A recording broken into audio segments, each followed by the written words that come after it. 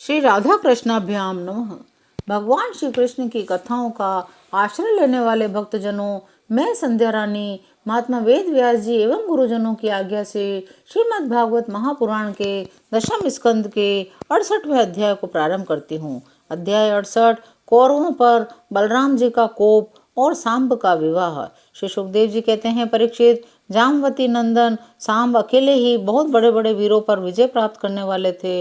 वे स्वयंवर में स्थित दुर्योधन की कन्या लक्ष्मणा को हर लाए। इससे कौरवों को बड़ा क्रोध हुआ। वे बोले, ये बालक बहुत ढीठ है, इसने हम लोगों को नीचे दिखाकर बलपूर्वक हमारी कन्या का अपहरण कर लिया। वह तो इसे चाहती बने थी। इस ढीठ को पकड़कर बांध लो। यदि यदुवंशी लोग रुष्ट भी होंगे तो हमारा क्या बिगाड़ लेंगे। वे लोग हमारी ही कृपा से, हमारी ही दी हुई धन धान्य से परिपूर्ण पृथ्वी का उपभोग कर रहे हैं। ऐसा विचार करके कर्ण, शल, भूरिश्रवा, यज्ञ केतु, दुर्योधन आदि वीरों ने कुरुवंश के बड़े बूढ़ों की अनुमति ली और सांब को पकड़ लेने की तैयारी की। जब महारथी सांब ने देखा कि धृतराष्ट्र के पुत्र मेरा पीछा कर रहे हैं, तब वे सुंदर धनुष उठाकर सिंह के समान अकेले ही रणभूमि में डट गए। इधर कर्ण को मुखिया बनाकर कौरव वीर धनुष चढ़ाए हुए सांब के पास आ पहुंचे। क्रोध में भरकर उनको पकड़ लेने की इच्छा से खड़ा रह कहकर बाणों की वर्षा करने लगे। परीक्षित, यदुनंदन सांब अचिंत्य ऐश्वर्यशाली भगवान श्री कृष्ण के पुत्र थे। कौरवों के प्रहार से वे उन पर चिढ़ गए। सांब ने अपने सुंदर धनुष का टंकार करके कर्ण आदि 6 वीरों पर, जो अलग अलग 6 रथों पर सवार थे, 6 बाणों से एक साथ अलग अलग प्रहार किया। इसके बाद उन 6 वीरों ने एक साथ मिलकर सांब को रथहीन कर दिया। इस प्रकार कौरवों ने युद्ध में बड़ी कठिनाई और कष्ट से सांब को रथहीन करके बांध लिया। इसके बाद वे उन्हें तथा अपनी कन्या लक्ष्मणा को लेकर जय मनाते हुए हस्तिनापुर लौट आए। नारद जी से यह समाचार सुनकर यदुवंशियों को बड़ा क्रोध आया। वे महाराज उग्रसेन की आज्ञा से कौरवों पर चढ़ाई करने की तैयारी करने लगे। बलराम जी कलह प्रधान कलयुग के सारे पाप ताप को मिटाने वाले हैं। उन्होंने कुरुवंशियों और यदुवंशियों की लड़ाई झगड़े को ठीक न समझा।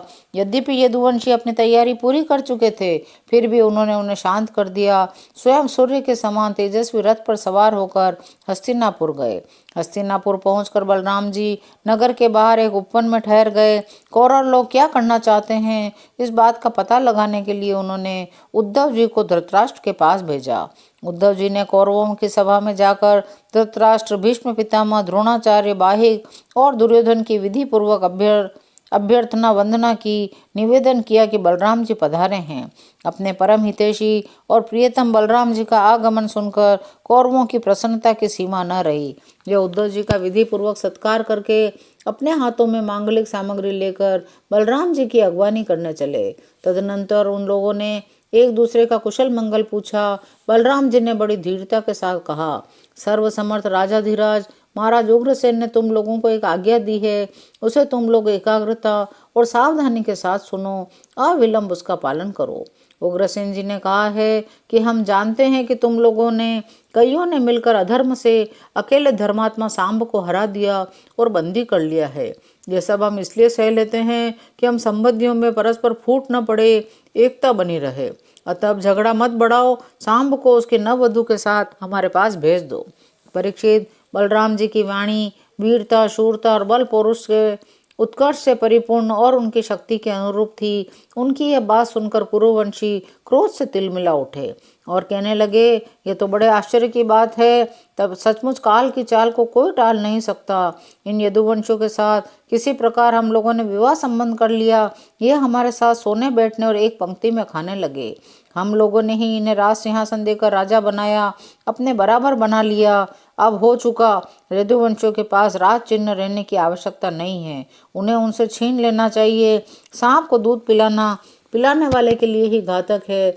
वैसे ही हमारे दिए हुए राज चिन्हों को लेकर ये यदुवंशी हमसे ही विपरीत हो रहे हैं।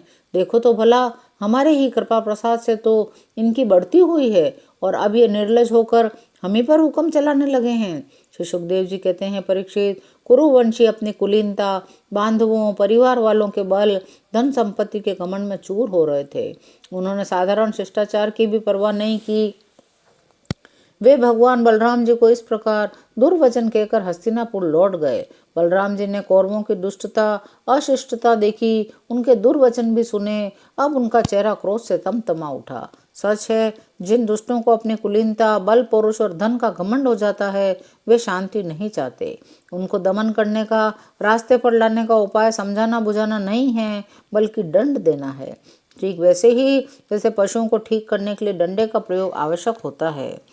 और बलराम जी कहने लगे, जो सुधर्मा सभा को अधिकार में करके उस पर विराजते हैं, जो देवताओं के वृक्ष पारिजात को उखाड़ कर ले आते हैं और उसका उपभोग करते हैं, वे भगवान श्री कृष्ण भी राज सिंहासन के अधिकारी नहीं हैं। कौरवों का ऐसा कहना वे सुनने लगे, कहने लगे, अच्छा, अच्छी बात है। सारे जगत की स्वामिनी भगवती लक्ष्मी स्वयं जिनके चरण कमलों की उपासना करती है, वे लक्ष्मीपति भगवान श्री कृष्णचंद्र छत्र, चमर आदि राजोचित सामग्रियों को नहीं रख सकते। ठीक है भाई, जिनके चरण कमलों की धूल संत पुरुषों के द्वारा सेवित गंगा आदि तीर्थों को भी तीर्थ बनाने वाली हैं। बेचारे यदुवंशी तो कौरवों का दिया हुआ पृथ्वी का एक टुकड़ा ही भोगते हैं। क्या खूब, हम लोग जूती हैं, ये कुरुवंशी स्वयं सिर हैं।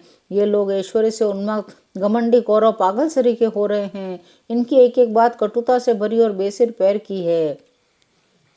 भला इनकी बातों को मैं कैसे सहन कर सकता हूँ। आज मैं सारी पृथ्वी को कौरवहीन कर डालूंगा। ऐसा कहते कहते बलराम जी क्रोध से ऐसे भर गए मानो त्रिलोकी को भस्म कर देंगे। वे अपना हल लेकर खड़े हो गए। उन्होंने उसकी नोक से बार बार चोट करके हस्तिनापुर को उखाड़ लिया। उसे डुबाने के लिए बड़े क्रोध से गंगा जी की ओर खींचने लगे। हल से खींचने पर हस्तिनापुर इस प्रकार कांपने लगा मानो जल में कोई नाव डगमगा रही हो। जब कौरवों ने देखा हमारा नगर गंगा जी में गिर रहा है, तब वे घबरा उठे। फिर उन लोगों ने लक्ष्मणा के साथ सांब को आगे किया।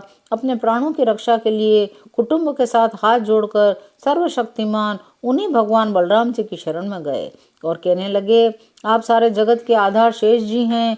हम आपका प्रभाव नहीं जानते। हम लोग मूढ़ हो रहे हैं, हमारी बुद्धि बिगड़ गई है, इसलिए आप हम लोगों का अपराध क्षमा कर दीजिए। आप जगत की स्थिति और पालन के लिए विशुद्ध सत्व में शरीर ग्रहण किए हुए हैं।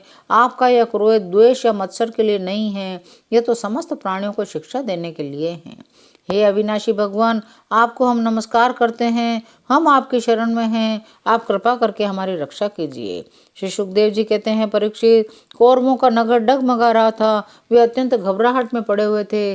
जब सब के सब कुरुवंशी इस प्रकार भगवान बलराम जी की शरण में आए, उनकी स्तुति प्रार्थना की, तब वे प्रसन्न हो गए। डरो मत, ऐसा कहकर उन्हें अभय दान दिया। परीक्षित, दुर्योधन अपनी पुत्री लक्ष्मणा से बड़ा प्रेम करता था। उसने दहेज में 60-60 वर्ष के 1200 हाथी, 10,000 घोड़े, सूर्य के समान चमकते हुए सोने के 6,000 रथ, सोने के हार पहनी हुई 1,000 दासियां दी। यदुवंश शिरोमणि भगवान बलराम जी ने सारा दहेज स्वीकार किया। नव दंपति लक्ष्मणा और सांब के साथ कौरवों का अभिनंदन स्वीकार करके द्वारका की यात्रा की। अब बलराम जी द्वारकापुरी में पहुंचे। अपने प्रेमी तथा समाचार जानने के लिए उत्सुक बंधु बांधवों से मिले। उन्होंने यदुवंशियों की भरी सभा में अपना वह सारा चरित्र कह सुनाया जो हस्तिनापुर में उन्होंने कौरवों के साथ किया था। यह हस्तिनापुर आज भी दक्षिण की ओर ऊंचा और गंगा जी की ओर कुछ झुका हुआ है। इस प्रकार ये भगवान बलराम जी के पराक्रम की सूचना दे रहा है। 68वां अध्याय यहीं विराम लेता है। शेष अगले अंकों में। जय श्री कृष्ण।